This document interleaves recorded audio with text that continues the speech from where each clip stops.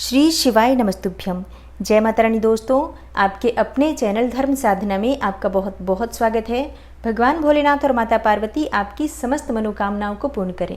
दोस्तों, मासिक शिवरात्रि वैसे तो हर महीने में एक ही बार आती है, लेकिन इस बार सावन के महीने में इस प्रकार का दुर्लभ संयोग बना कि आपको 2 बार मासिक शिवरात्रि का लाभ प्राप्त हो रहा है, जो कि अत्यंत श्रेष्ठ और दुर्लभ संयोग है। तो ये बहुत ही श्रेष्ठ होने वाला है। कल सोमवार का दिन भी है और कल ही है मासिक शिवरात्रि अधिक मास की, तो बहुत महत्वपूर्ण है कल का दिन। अगर आप मासिक शिवरात्रि का व्रत धारण करते हैं अत्यंत ही श्रेष्ठ है, नहीं कर पाते हैं तो भी कोई बात नहीं। बिना व्रत किए भी भगवान शिव की पूजा आराधना भी अगर आप कर लेते हैं तो इतने मात्र से ही हर प्रकार की आपकी कामना भी पूर्ण होगी और भगवान शिव की कृपा का आपको दुगना लाभ भी प्राप्त होगा। शिवरात्रि का दिन साधारण नहीं होता है। मासिक शिवरात्रि का जो दिन होता है ऐसा माना जाता है कि शिव और शक्ति के मिलन का दिन है। तो भगवान शिव और शक्ति की जब हम आराधना करते हैं तो ऐसे में किसी भी प्रकार की जो हमारे जीवन में बाधा होती है वो समाप्त हो जाती है, और मनोकामना कोई भी हो, जब हम शिव और शक्ति की आराधना करते हैं तो हर प्रकार की दुर्लभ से दुर्लभ मनोकामना पूर्ण हो जाती है। इसलिए मासिक शिवरात्रि के दिन शिव और शक्ति की पूजा आराधना जरूर करनी चाहिए, और जब सोमवार का दिन भी उसके साथ हो, अधिक मास का महीना हो, तो ऐसे में कई गुना अर्थात अनंतों कोटि गुना फल आपको प्राप्त होता है। इस दिन अगर आप शिवलिंग का अभिषेक मात्र भी कर लेते हैं तो आज की वीडियो में आप जानेंगे मासिक शिवरात्रि के शुभ मुहूर्त के बारे में, पूजा विधि के बारे में और उपाय के बारे में। और जो भक्त व्रत धारण करते हैं व्रत की विधि भी आपको आज की वीडियो में मिल जाएगी। तो वीडियो बहुत महत्वपूर्ण है, पूरा जरूर देखिए। अच्छी लगे वीडियो तो लाइक भी जरूर कर दीजिए, क्योंकि आपके लाइक्स, आपके कमेंट्स मेरे लिए बहुत महत्वपूर्ण होते हैं। यही एकमात्र जरिया है जिनसे मुझे पता चलता है कि आपको ये वीडियो अच्छी लगती हैं और आपके लिए ये वीडियो उपयोगी है। तो अगर वीडियो अच्छी लगती है तो लाइक तो ज़रूर ही किया करें। इसके साथ ही कमेंट बॉक्स में माता रानी के नाम का जयकारा भी ज़रूर लगाएं, इससे आपको सकारात्मक ऊर्जा की प्राप्ति होती है। और अगर आपका कोई भी सुझाव हो, कोई भी प्रश्न हो या कोई भी विशेष वीडियो देखना चाहते हैं तो उसके लिए भी कमेंट बॉक्स में ज़रूर लिखें।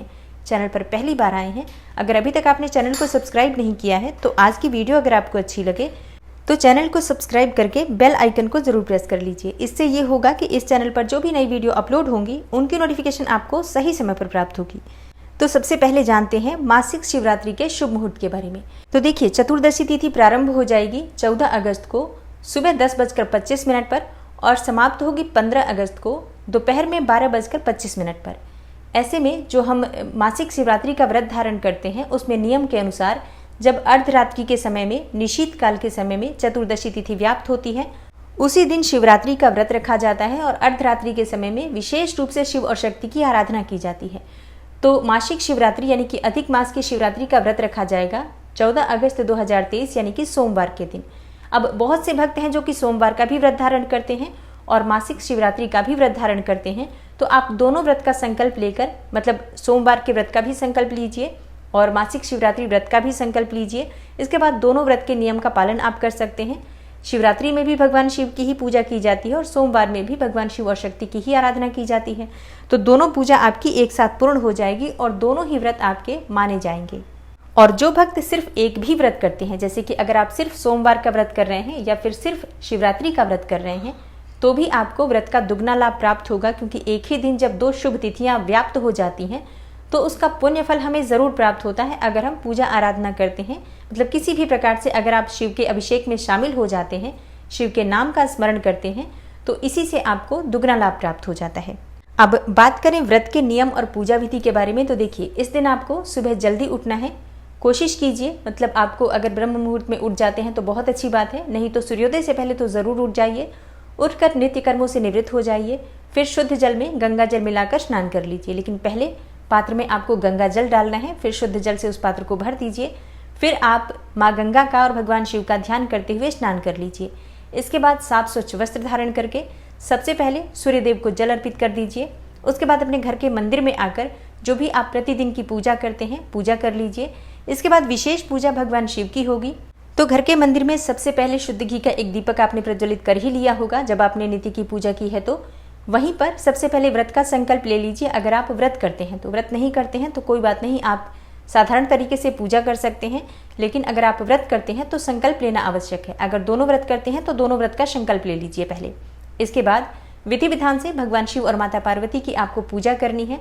घर में आपके पास अगर शिवलिंग है तो शिवलिंग की पूजा कर सकते हैं। शिव जी की, माता पार्वती की या परिवार सहित शिव की अगर फोटो है तो आप पूरे परिवार सहित भगवान शिव की आराधना कर सकते हैं। नहीं है अगर शिव परिवार की फोटो या फिर शिवलिंग, तो घर के आसपास शिवालय है तो वहां जाकर भी शिवलिंग का अभिषेक करके और विधि पूर्वक पूजन कर सकते हैं। पूजा की सामग्री आप सभी जानते हैं, भांग, धतूरा, बिल्वपत्र, अक्षत, पुष्प इत्यादि, भस्म, अक्षत, चंदन, ये सब चीजें। और जलाभिषेक के लिए जल चाहिए, पंचामृत आपको चाहिए, दूध, दही, घी, शहद, शक्कर, पांचों चीजें मिलाकर पंचामृत आप बना सकते हैं। सिर्फ दूध से भी भगवान शिव का अभिषेक कर सकते हैं। गन्ने का रस हो या फिर अनार का रस हो, कोई भी फल का रस हो, तो उससे भी भगवान शिव का अभिषेक किया जा सकता है। सुबह की पूजा अगर आपके पास समय हो तो बहुत अच्छे से भी कर सकते हैं। अगर सुबह इतना समय ना हो तो ऐसे में आप पंचोपचार विधि से धूप, दीप, अक्षत, गंध इत्यादि अर्पित करके और पूजा कर लीजिए, व्रत का संकल्प ले लीजिए, भगवान शिव की आरती कर लीजिए। मंत्रोच्चारण करते हुए ही पूजा करना है। ओम नमः शिवाय, श्री शिवाय नमस्तुभ्यम या महामृत्युंजय मंत्र के द्वारा भगवान शिव की पूजा आराधना करके इसके बाद उनकी आरती कर लीजिए। भोग आप किसी भी चीज़ का लगा सकते हैं, जैसे कि फल का, मिठाई का, जो भी आपके पास उपलब्ध हो।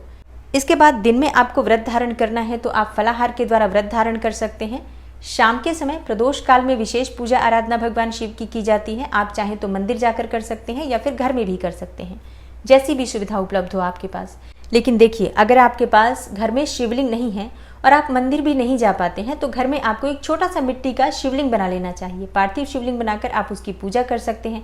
आप बर्फ का भी शिवलिंग बना सकते हैं, जैसे कि थोड़ा सा जल रख दीजिए अपने फ्रीजर में और फ्रीजर में से जल जब जम जाता है, बर्फ बन जाता है, उसे निकालकर और उनका भी विधि विधान से पूजन कर सकते हैं। ये विधि मैंने पिछली वीडियो में भी आप लोगों को बताई थी। बर्फ के शिवलिंग का भी आप अभिषेक कर सकते हैं, पूजन कर सकते हैं। मतलब शिवलिंग होना चाहिए, क्योंकि अभिषेक अत्यंत आवश्यक होता है भगवान शिव की पूजा में। तो विधि विधान से प्रदोष काल में भगवान शिव की पूजा आराधना करेंगे। और मासिक शिवरात्रि है आज, तो बहुत आवश्यक है अर्धरात्रि में भगवान शिव की पूजा करना। अगर आप बहुत कुछ नहीं भी कर पाते हैं तो भी आप अर्धरात्रि के समय में उठकर और शुद्ध हो जाइए, मतलब स्नान कर लीजिए चाहे तो, या फिर हाथ पांव मुंह धोकर वस्त्र बदल लीजिए। और घर में भी अगर आपके शिवलिंग है तो घर में भी भगवान शिव की विधि विधान से पूजा कर लीजिए। और शिवलिंग नहीं भी है, मान लीजिए आपके पास सिर्फ फोटो है भगवान शिव की, मतलब कोई चित्र है आपके पास जिसमें शिव परिवार पूरा विराजित है, या फिर सिर्फ शिव जी हैं या शिव पार्वती हैं, कोई भी स्वरूप भगवान शिव का है, तो वहां बैठकर आपको मंत्रों का जप करना चाहिए, बिल्वपत्र अवश्य अर्पित करना चाहिए। और जो भी सामग्री आपके पास उपलब्ध हो, यथासंभव भगवान शिव और शक्ति की आराधना अर्धरात्रि में 12 बजे जरूर करनी चाहिए। घर के मंदिर में भी अगर आप एक दीपक जला देते हैं आज के दिन रात्रि में 12 बजे, मतलब अर्धरात्रि में, निशीत काल में, तो आपके जीवन से सभी प्रकार के अंधेरे समाप्त हो जाते हैं। तो मतलब बहुत आवश्यक है निशीत काल की पूजा, वो आप लोग जरूर कर लीजिएगा। चाहे आप दिन में पूजा कम भी कर पाते हैं, नहीं भी समय मिलता है आपको, तो भी शाम के समय प्रदोष काल में और फिर रात्रि में, अर्धरात्रि के समय में भगवान शिव की विशेष विधि से पूजा कर लीजिए। आप चाहे तो अभिषेक भी कर सकते हैं, और अभिषेक नहीं भी करते हैं तो मंत्रों का जप जरूर कीजिए एक दीपक प्रज्वलित करके भगवान शिव के पास। आज की रात्रि में अखंड दीप भगवान शिव के निमित्त अर्पित करने से, भगवान शिव को समर्पित करने से हर प्रकार की परेशानी जीवन से समाप्त हो जाती है। किसी भी प्रकार की आपकी कामना हो पूर्ण हो जाती है। एक विशेष उपाय जो मैं आपको आज शेयर करने वाली हूँ, ये काम आपको रात्रि में निशीत काल में ही करना है। अगर आपके पास आर्थिक तंगी है, मतलब बहुत अधिक आप धन के लिए परेशान रहते हैं, आपका कोई काम नहीं चल रहा है, जैसे कि व्यापार में दिक्कतें आ रही हैं, नौकरी में बरकत नहीं है, घर में पैसे आते हैं लेकिन टिकते नहीं हैं, किसी भी प्रकार से अगर आप आर्थिक रूप से बहुत अधिक परेशान हैं तो ये उपाय ज़रूर कर लीजिए। रात्रि में 12 बजे, मतलब 11:30 के आसपास आप उठकर हाथ पाँव मुँह धो लीजिए, वस्त्र बदल लीजिए या फिर स्नान कर लीजिए और अपने घर के मंदिर में एक दीपक प्रज्वलित कर लीजिए भगवान शिव के समक्ष। और वहीं बैठकर आपको भगवान शिव के मंत्रों का जप करना है। हो सके तो आप भगवान शिव के पूजा की अगर कोई सामग्री आपके पास है तो एक एक करके बिल्वपत्र इत्यादि सभी चीज़ें भगवान शिव को अर्पित कर दीजिए। शिवलिंग है तो विधि विधान से पूजा कर लीजिए। और पूजा करने के बाद एक धतूरा लीजिए। कांटे वाला जो फल होता है धतूरे का, ये बहुत काम का फल होता है। मतलब एक ऐसा फल जो हर प्रकार के संकटों से भी आपको मुक्ति दिलाता है, रोग ऋण शत्रुओं से भी मुक्ति दिलाता है और आर्थिक तंगी को भी दूर करता है। तो ये आपको रात्रि में 12 बजे शिवलिंग पर अर्पित करना है। आपके घर में शिवलिंग है तो शिवलिंग पर अर्पित कर दीजिए, या फिर अगर आप मंदिर जा पाते हैं उस समय तो मंदिर में जाकर शिवलिंग पर अर्पित कर दीजिए। वो भी नहीं कर पाते हैं, घर में भी शिवलिंग नहीं है तो घर में फोटो है भगवान शिव की, उनके पास अपने मन का भाव व्यक्त करते हुए पूजा कर लीजिए विधि विधान से पहले शिव परिवार की। उसके बाद वो धतूरा भगवान शिव के पास अर्पित कर दीजिए। ध्यान कीजिए भगवान शिव के किसी भी लिंग का। अगर आप कोई भी दर्शन करते हैं ज्योतिर्लिंग का तो उस ज्योतिर्लिंग का ध्यान आप कर सकते हैं, या घर के आसपास कोई भी शिव मंदिर है तो उस मंदिर में जो शिवलिंग स्थापित है जिसकी आप प्रतिदिन या नियमित पूजा करते हैं, उस शिवलिंग का ध्यान करते हुए ऐसा विचार कीजिए कि आप जो धतूरा अर्पित कर रहे हैं शिवलिंग पर ही अर्पित कर रहे हैं और अर्पित कर दीजिए भगवान शिव के पास। उसके बाद आप थोड़े समय बैठकर वहीं पर पंचाक्षर मंत्र नमः शिवाय का जप कीजिए। आप चाहे तो माला ले सकते हैं, रुद्राक्ष की माला लेकर भी 108 बार इस मंत्र का जप कर सकते हैं, या फिर अगर आप माला नहीं भी ले पाते हैं तो बिना माला के भी अपनी इच्छा के अनुसार 5 मिनट, 10 मिनट या 15 मिनट जितना भी आपसे बैठा जाए वहां पर बैठकर ध्यानपूर्वक इस मंत्र का जप कर लीजिए। इसके बाद जब आपकी पूजा पूर्ण हो जाती है, भगवान शिव के पास एक कपूर प्रज्वलित कीजिए अपने मन की कामना करते हुए। एक कपूर का टुकड़ा लीजिए, एक पात्र में रखकर और भगवान शिव का ध्यान करते हुए उस कपूर के टुकड़े को प्रज्वलित करके और मन में ऐसी कामना कीजिए कि भगवान शिव ने आपकी प्रार्थना सुन ली, आपकी कामना पूर्ण हो गई। इसके बाद क्षमा प्रार्थना करके आप मंदिर पर से उठ जाएंगे अपने, और वो जो धतूरा आपने अर्पित किया है उस धतूरे को आप एक लाल कपड़े में बांधकर अपने धन रखने के स्थान पर रख दीजिए। आप चाहे तो घर में भी रख सकते हैं या फिर चाहे तो अपने व्यापारिक स्थल पर गल्ले में भी रख सकते हैं। एक से अधिक धतूरा भी अर्पित किया जा सकता है। अगर आपके पास व्यापारिक स्थल और घर दोनों जगह रखना हो तो ऐसे में आप एक से अधिक धतूरा भी अर्पित कर सकते हैं और अलग अलग स्थानों पर रख सकते हैं। मासिक शिवरात्रि यानी कि जो शिवरात्रि होती है उस रात्रि में अगर 12 बजे अर्धरात्रि में ये कार्य किया जाए तो विश्वास कीजिए आपके जीवन की आर्थिक तंगी हमेशा हमेशा के लिए समाप्त हो जाएगी। आप चाहें तो प्रत्येक शिवरात्रि पर इस उपाय को कर सकते हैं, जैसे कि हर शिवरात्रि पर रात्रि में 12 बजे भगवान शिव को आप धतूरा अर्पित करेंगे, विधि विधान से पूजा करेंगे और धतूरा उठाकर लाल कपड़े में बांधकर अपने घर में धन रखने के स्थान पर रख देंगे।